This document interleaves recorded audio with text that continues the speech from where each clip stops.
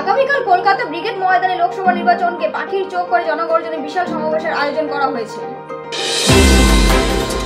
গতকাল থেকে আজ পর্যন্ত রাজ্যের বিভিন্ন জেলা থেকে তৃণমূল কর্মী সমর্থকরা আসতে শুরু করেছেন হাওড়া স্টেশনে। উত্তর হাওড়া বিধায়ক গৌতম চৌধুরীর নেতৃত্বে হাওড়া স্টেশনে সভামঞ্চ তৈরি করা হয়েছে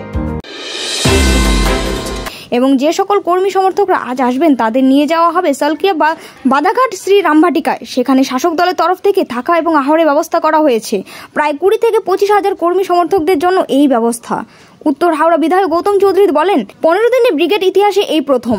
তিনি বলেন, এবারে আমরা 42-এ 42 পাবো, কারণ আমরা খেলতে নামার আগে 30,000 ভোটে জিতে খেলতে নেমেছি বিজেপির বিরুদ্ধে। Bureau report, XTV Bangla. 20,000 মানুষ একদম মানে বীরভূমের প্রত্যেকটি তৃণমূল কংগ্রেস কর্মী সবাই মিলে এখানে আসবে।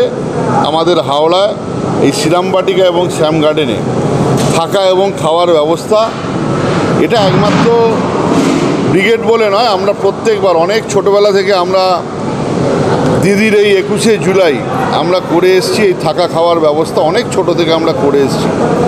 তবে এটা প্রমাণিত যে বাংলা নয়, ভারতবর্ষের বুকে মমতা বন্দ্যোপাধ্যায় ডাক দিলে পরে আমরা শহরের মানুষ, আমাদের খুব ভালো লাগে, ভালোবাসি। আমরা গ্রামের মানুষ এত কষ্ট করে এত কিলোমিটার দূর থেকে এসে, মানে বাবা তার সন্তানকে কাঁধে নিয়ে, মা তার আরেকটা ছেলেকে কাঁধে হাতে নিয়ে দূর দূরান্ত গ্রাম থেকে খালি একমাত্র মমতাদি কি বলবে সেটা শুনতে, মমতাদিকে দেখতে আজকে আমাদের এখানে আসে। অতিথি আমাদের কাছে নারায়ণ।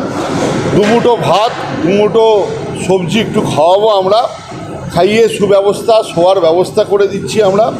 আবার সকালবেলা বলতে হয় না, তারা পায়ে ধুলো উড়িয়ে তারা মমতাদি মঞ্চের দিকে চলে যায়, মমতাদিকে দেখতে চলে যায়। 21শে জুলাইয়ের ক্ষেত্রে দেখা যায় তারা নিজেরাই পায়ে হেঁটে হাওড়া ব্রিজ হয়ে চলে যায় ধর্মতলার উদ্দেশ্যে। এটা তো ব্রিগেড, তাদের নিয়ে যাওয়ার কোনো রকম ব্যবস্থা করা হচ্ছে দলের পক্ষ থেকে? একদম নিয়ে যাওয়ার কোনো ব্যাপার নেই, এটা একটা আবেগ, একটা উচ্ছ্বাস। খালি গ্রাম এত দূর থেকে আসে, অনেক মানুষের কষ্ট হয়। খালি আমরা দায়িত্ব নিই, হাওড়া জেলা থেকে আমরা দায়িত্ব নিই। এটা আমাদের সেনাপতি অভিষেক বন্দ্যোপাধ্যায় আমাদের দায়িত্বটা দেন। দলের সভাপতি সুব্রত বক্সী আমাদের নির্দেশ দেন যে আমরা প্রত্যেকবার 21শে জুলাইটাও ঠিক এইভাবে করে থাকি। এবং আমরা আজকে ব্রিগেডটাকেও আমরা এইভাবে করে রাখি।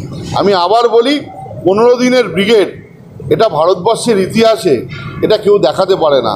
আমি কথা দিলাম, আমার মনে হয় ব্রিগেডে মানুষ, ব্রিগেড শুধু নয়, সারা কলকাতায় মানুষ উঠে পড়বে। হ্যাঁ, আফটার অল আগামী দিনে নির্বাচনকে সামনে রেখেই 42-এ 42 করতে দিল্লিতে যে অমানবিক 100 দিনের টাকা লুট করা, বাংলার বঞ্চিত মানুষকে বাংলায় পিছিয়ে ফেলার জন্যে তাদের বিরুদ্ধে জিহাদ ঘোষণা করতে, ভারতবর্ষের প্রধানমন্ত্রীর বিরুদ্ধে জিহাদ ঘোষণা করতে বাংলায় মমতা বন্দ্যোপাধ্যায় ডাক দিয়েছে। বাঙ্গাল কি শেরনি জাগ চুকি হ্যায়, নরেন্দ্র মোদী হুঁশিয়ার। 42-এ 42 হবে বলে আপনারা দাবি করছেন? নিশ্চয়ই তৃণমূল কংগ্রেস আমরা দল করি, সেটা দিদির পলিসি, দিদি যেটা ঠিক করবে, দিদি যেভাবে